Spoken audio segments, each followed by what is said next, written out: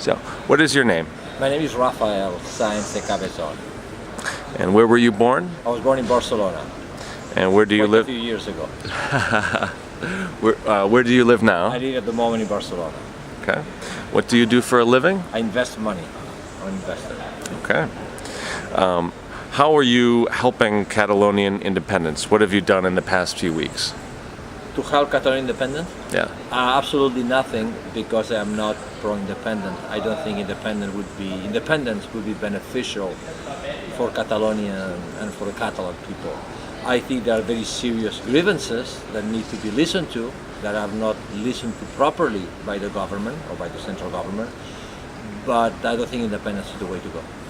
Okay. Why is this issue so important? I think there are a number of factors. It's a very good question. I think there are a number of factors that mix, and there may be not enough discernment. Okay, I'm going to try to mention them, probably not in the right order, but do my best. First of all, Spain is in a complicated economic situation, as many people do. Probably we may have the worst may be behind us, or it may not get worse, but still it's very difficult. 25 or 26% unemployment, little economic growth, etc. Many young people have to go overseas to find jobs. So the situation in Spain it's difficult. It's very difficult. People suffering, especially young people. They don't see much hope, because it's very difficult for them to find a job or to find a first job. That creates dissatisfaction. So a grievance is easy to set fire when there is this base of dissatisfaction all over Spain, of course, also in Catalonia. So that's one. A lot of dissatisfaction. Tremendous amount of corruption in Spain, all over Spain, and especially with the Partido Popular, which is the party that's in power. Corruption, constant corruption, and people are very frustrated not seeing justice done, not seeing many politicians that are corrupt, that have been proven to be corrupt, in jail for whatever reason. So there's frustration, there is a lack of respect of the system, lack of respect of our politicians. Okay, so independence looks like possible way out. It's easy to understand. Okay, we're gonna get separate from that. Also, people in Catalonia, there is a whole identity issue. You know, they feel Catalans, and there is a language here. It's a bilingual part of Spain, and there's a Catalan language, and so forth and so on.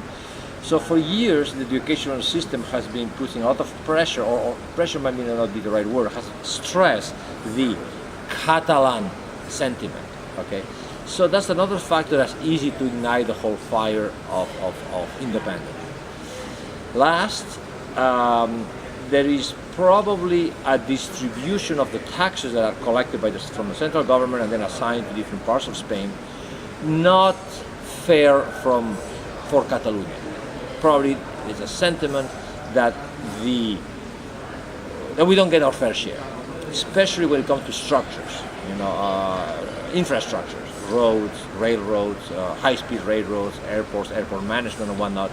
There's a sentiment where we are taken for a ride. We don't get our fair share.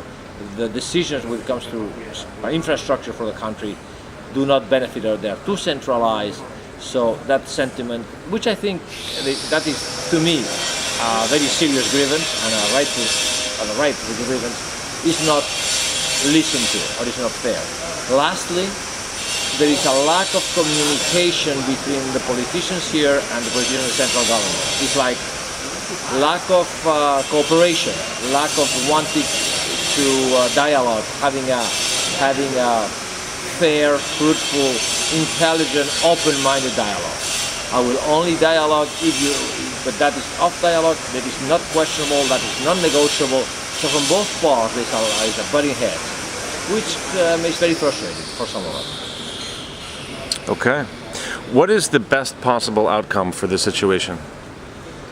My opinion, the best possible outcome would be a sincere dialogue where we become more of a, if you want to say a federal state, you can say that, or more autonomy, especially in the economic part of it, because we have the rest of autonomy. more a fairer distribution of wealth and a fairer, more maybe economic control or financial control from the Catalan government of our own finances. That I think would be fair. Would be fair and a good outcome. You know, that's what I would think. What is the worst outcome? What is the outcome you fear the most? A clash of trains, which I don't want even to think about it. The central government doesn't want even to hear the word independence. The local government seems to be more radicalized that that's the only way to go. So that is, I don't know, that is a very frustrating, looks like a no way out. Now, there was this thing about changing the constitution, which would require only minimal changes, so Catalonia could have more autonomy and more financial control of its own destiny, so to speak. That to me would be the best outcome. You know, anyway, the worst is, I think we are the worst. That constant talking and nothing happening, and it's wearing out. I see. So people from all over the world may see this video. What's the most important thing that they should know about what's happening here? That there is a lot of frustration in Catalonia. Both people are independent and people that are not independent too, about this situation that is lasting too long and it doesn't seem to be a plausible way out on a short term. Nobody has put on the table a solution that could be plausible or that could be agreeable to everybody. It seems to be a lack of communication, and a tremendous amount of energy wasted on this issue, with a lot of politician ego from both sides behind it.